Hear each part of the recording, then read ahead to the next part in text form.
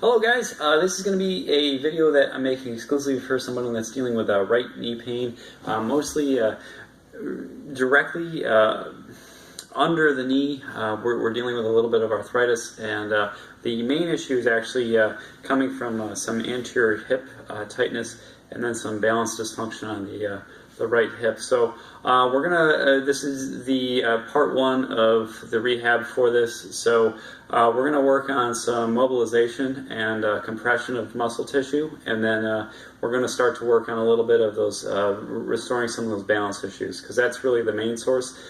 So a lot of what we're gonna do today is gonna be focused on that. So I'm going to be sending out repetitions and suggestions for how often to do this on an email. So if you have questions, if you're watching this without me giving you any explicit details, if you have questions about it, just feel free to let me know, and I can be more than happy to send you some ideas about how to perform this.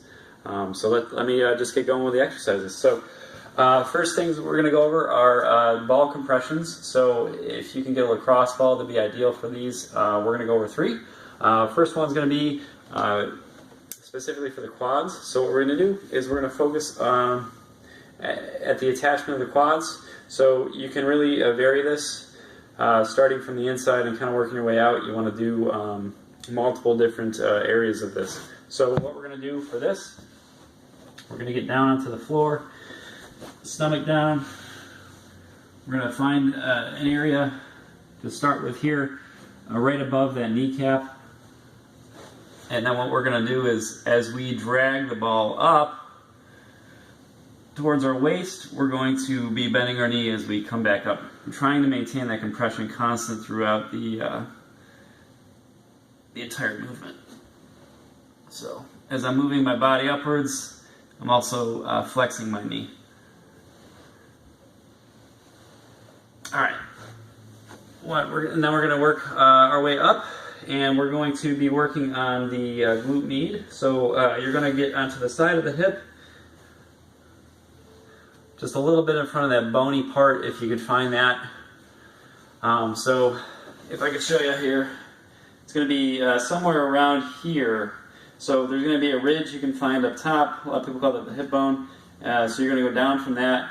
You're going to find this bony point somewhere around the middle. Between that and where your thigh starts. You're going to go a little bit above and behind that and start digging around for some spots to work on there.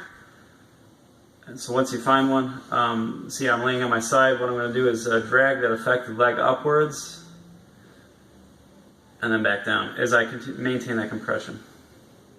From there, we're going to address the hip flexor. We're going to start to work on that. So coming in at a 45-degree angle, I'm actually going to work on my left, just because it looks a little better. So 45-degree angle, we're going to create light compression. We're going to start just a little bit above what you would call the hip bone. So we're going to start there. We're going to go in gentle, avoiding any significant, compression to the organs. So we're going to start from here, and as I compress down and find a sore spot, what I'm going to do is once again, flex my knee up and then extend my hip slightly. And then you can also turn your hip in and out as you perform this one as well. And then what we're going to do with this one is find points and continue down towards the thigh. So I showed you the motion and compression.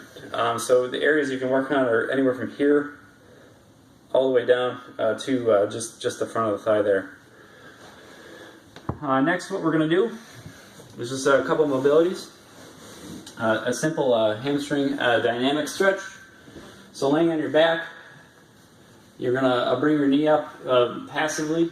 So meaning you're going to use your arms to bring this upwards. You're going to find the point of maximum tension. From there, you're going to bring your ankle upwards, and you're going to slowly kick and drive that leg up until you hit that point of tension. Now, with this one, I highly recommend as you watch me doing this, I'm turning my foot into multiple different directions, trying to activate and affect different fibers of the hamstring as I perform this.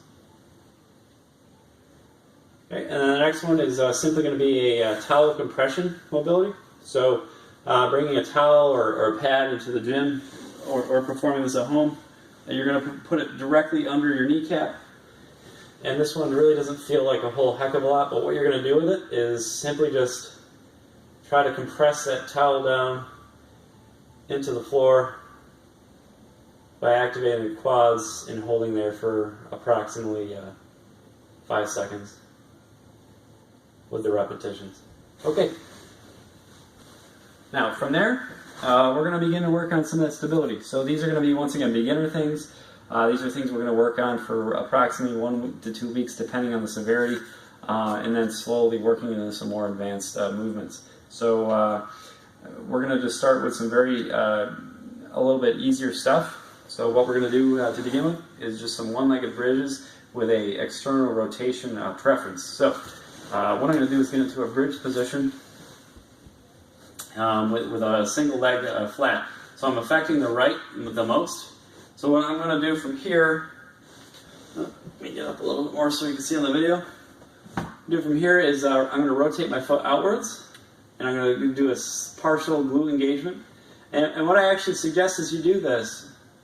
I want you to actually put your hand down into your glute region to make sure that you're actually activating the muscle as you perform this. So with this, you're going to do a slight activation. See how my pelvis is just slightly lifting off the floor, holding for approximately 5 seconds, and then I can give you the adequate amount of repetitions based on what I saw in the office. From there, what we're going to work on are some very simple lightweight suitcase deadlifts. So in a standing position, once again, we don't want to affect the knee much, but we can get hip activation with weighted resistance simply by not performing a squat motion, thereby not creating as much shear on the knee as we potentially could. So in a standing position, you're going to be in a lifting stance, so feet slightly apart more than hip width. And what we're going to do is we're going to try to keep our back, head, and shoulders in a perfect line as we begin to descend our hips down. Notice how, as I do this, my knees really don't move forward. So I'm going to work within an acceptable range or limit for myself. So if this is causing knee pain as you perform it, I highly recommend to only go down as far as you can without pain.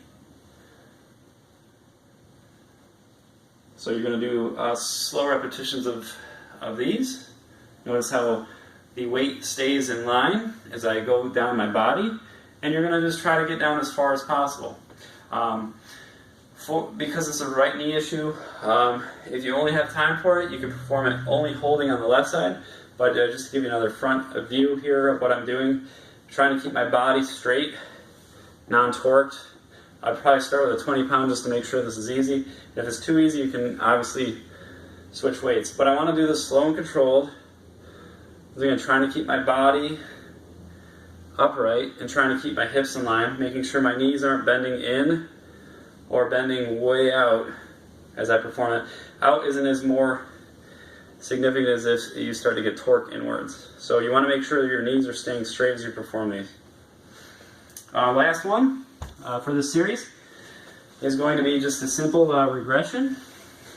So what we're going to do is start in a kneeling stance. And I'm going to get a cue. PVC pipe works. I'm going to touch the back of my head between my shoulder blades and my lower back.